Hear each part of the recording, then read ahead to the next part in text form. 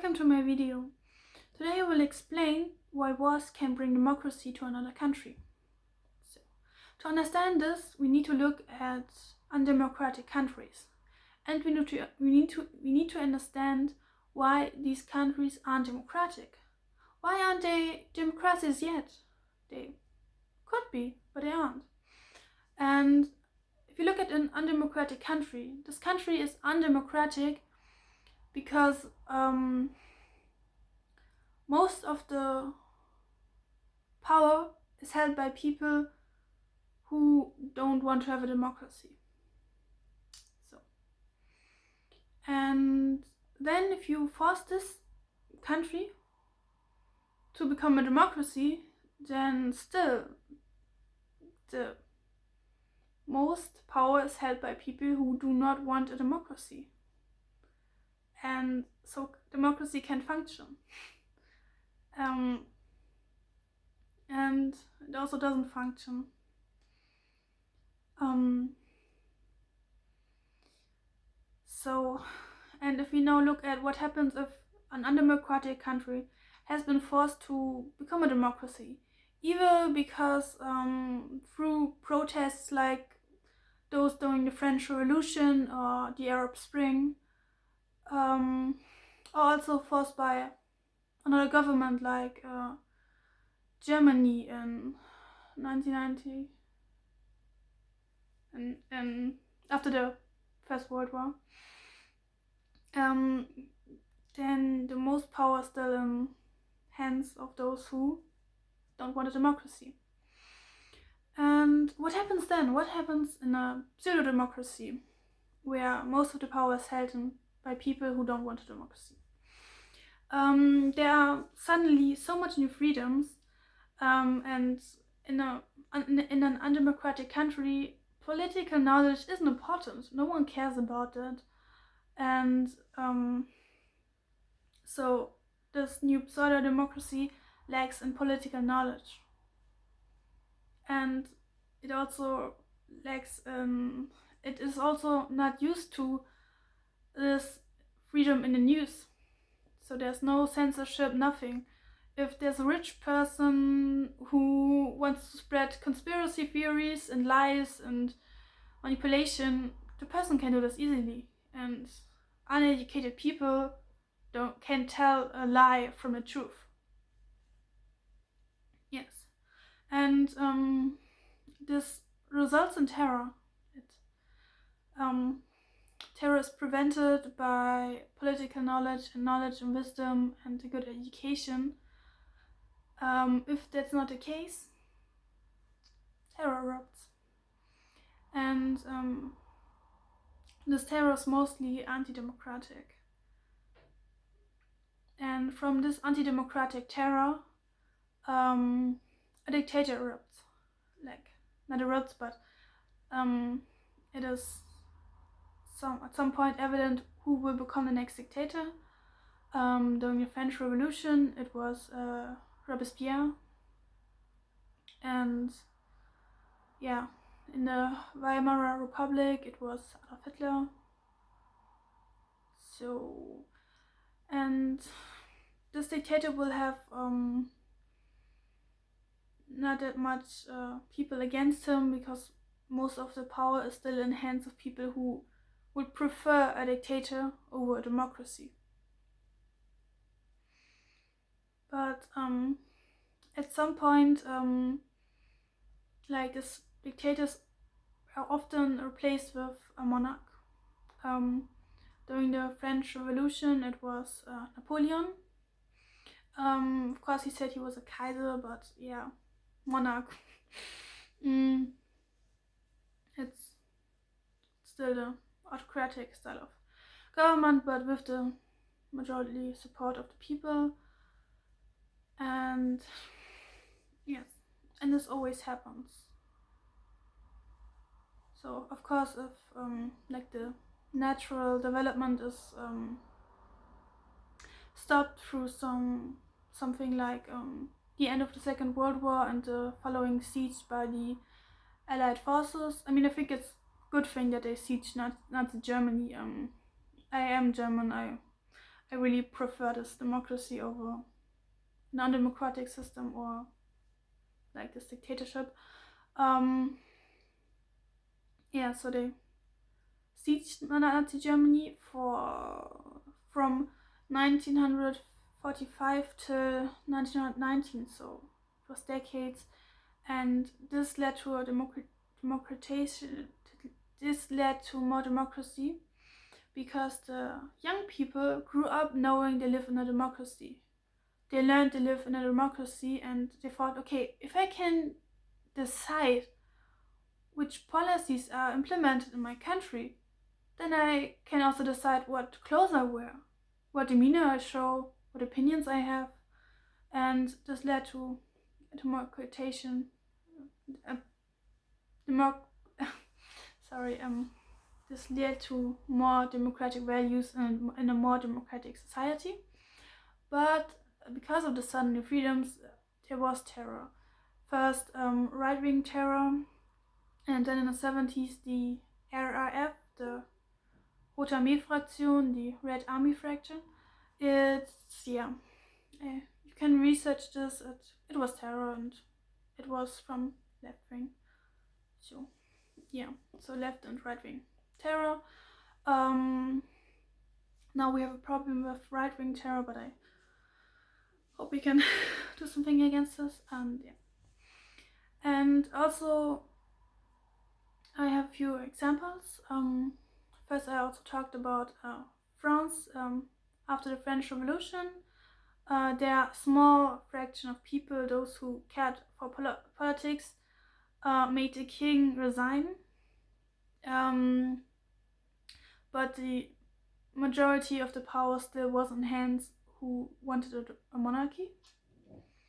And then there was this political party which thought that terror was a good idea, so they murdered everyone who wasn't democratic, and Robespierre was the dictator. Then Napoleon came and replaced him. Robespierre died because he said in one meeting that he had news or information of who is also a traitor, and that some traitor was in the parliament. And he didn't survive that because all of the people in the parliament were afraid that they might not be democratic enough, so they killed Robespierre. Then Napoleon came to power, and he was the new monarch, and but the other countries didn't want Napoleon to be a monarch, and for the monarch he actually did wanted to get his ideas to all of Europe through war, which was evil. So they wanted the former monarch, which was implemented, and then later democracy was installed in France, as we know, because France is democratic today. I think we all know something about Hitler, but so it was a very anti-democratic country. A few people actually wanted to have democracy. They managed to have a parliament, but they couldn't decide if they wanted to have a monarchy with democratic elements or a full democracy. And then they wanted to give the crown to the king, and the parliament couldn't decide something, but the king refused, so it stayed a monarchy. It was in 1871. Then 50 years later, in the Treaty of Versailles, Woodrow Wilson's American president, wanted to force democracy on an undemocratic country like Germany, and they signed it, and Germany became a pseudo-democracy, which led to terror erupting from Nazis and communists. Hitler became the dictator, and there were attempts to murder him. Like with Robespierre, if Hitler would have been murdered, it is likely that it would have been brought back to monarchy. But sadly, all attempts failed on Hitler, and yeah. And then after the Second World War, Germany was sieged, so it was under occupation. And yeah, I told you that I think it that I mean it was good because they weren't racist towards us. So I mean, if you look at the wars in the Middle East from America, they have racism, and they don't care if they murder some Muslims, some brown people, and that's problematic. So being part of all these countries like France, USA, Great Britain, and Russia, UdSSR, was like a good thing because they were friendly to us. This is not a good thing for the Middle East. It's not a good thing if Europe or America does this to the Middle East because they have racism against them. They don't like them. They don't like the single people. And that is problematic. And then we come to the Arab Spring. That's my next example. There, like, a few people wanted democracy. It wasn't the majority, and they also didn't have the ability to talk so well to each other because if you don't have a democracy, the monarch or dictator often makes it harder to plan a democracy and plan like a change to democracy because, as we can guess, monarchs and dictators don't want to give up their powers, so they forbid assemblies, they forbid like groups who want to have democracy. Yeah, it's clear. So but they tried, and but apparently the majority of the power was still held by people who didn't like democracy, so most failed.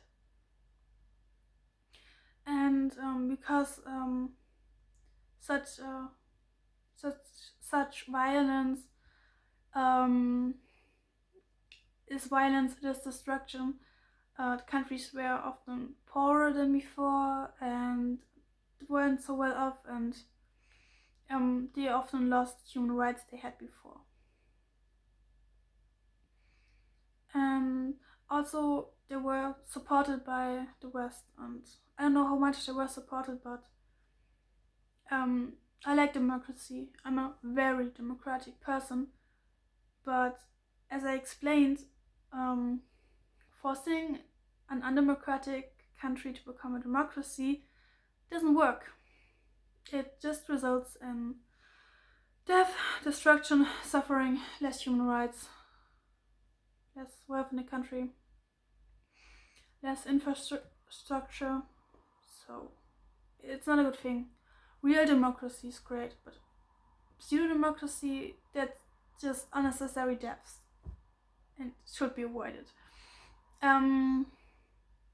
Yeah, so the Arab Spring should have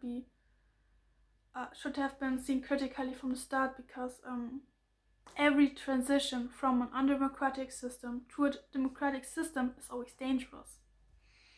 It doesn't always work, and it's not always clear who has the majority of the power.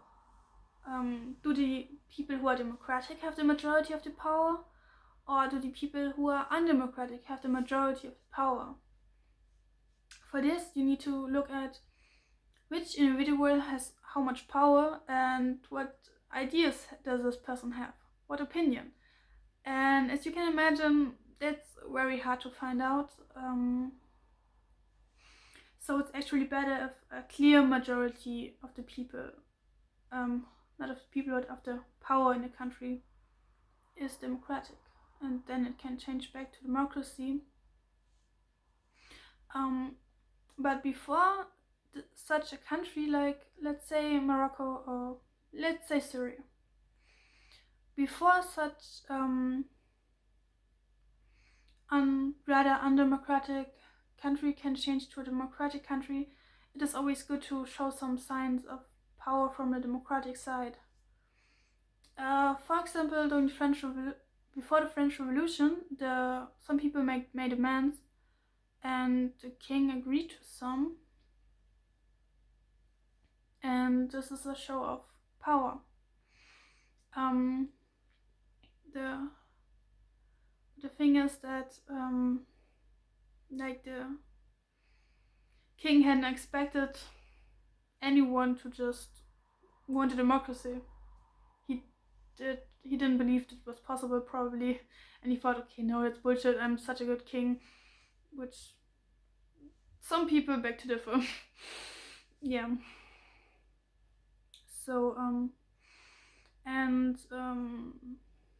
also, like, for example, in Iran, you might remember that Trump wanted to attack Iran threatened Iran based on 3,000 people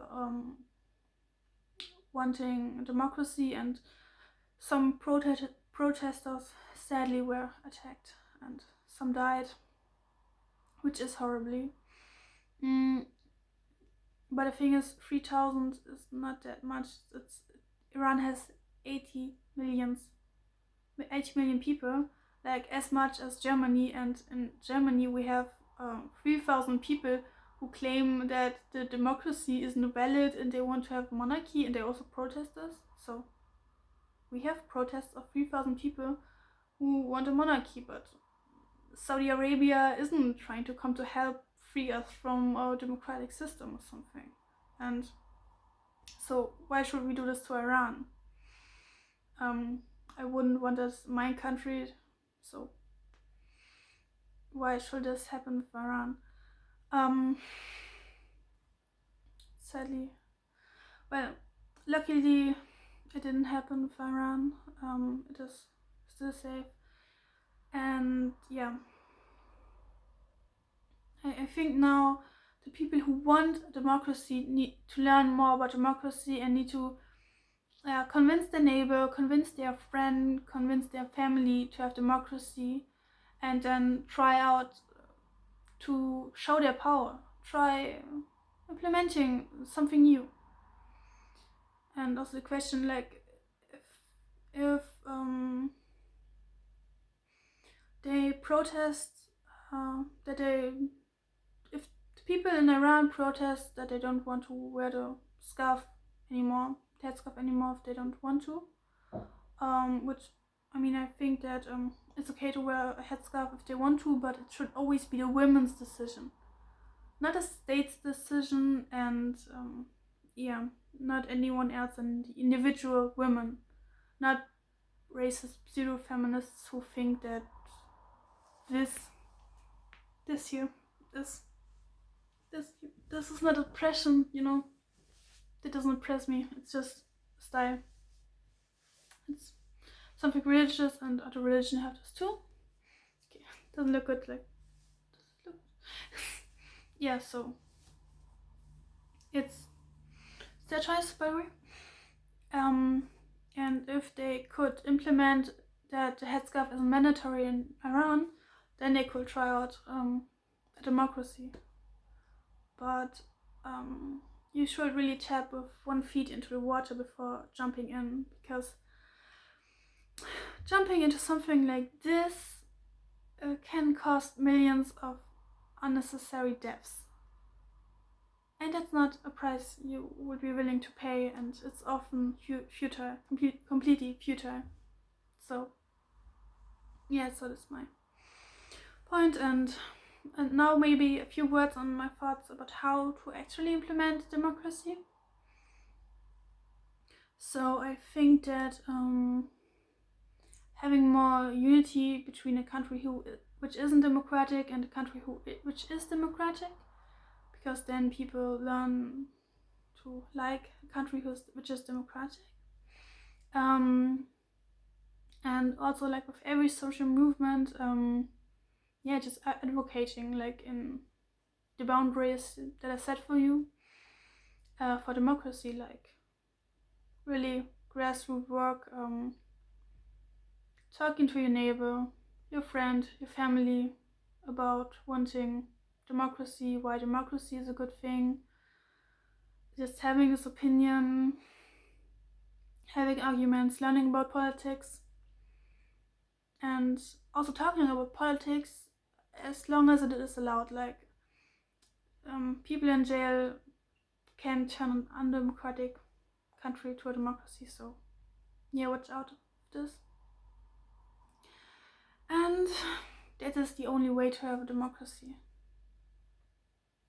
But also funding people, because the more time they have for themselves, the more they might like to read a book about politics, talk about politics, and the more they do this, the more democratic a country gets.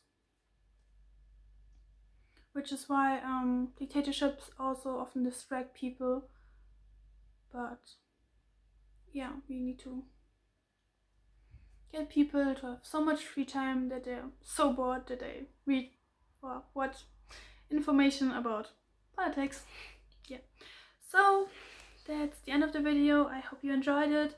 If you don't agree with me or have something to tell me, you can just write in the comments. I will reply to every single comment, and you can give me a thumbs up if you liked the video, and yeah, see you next time. Bye.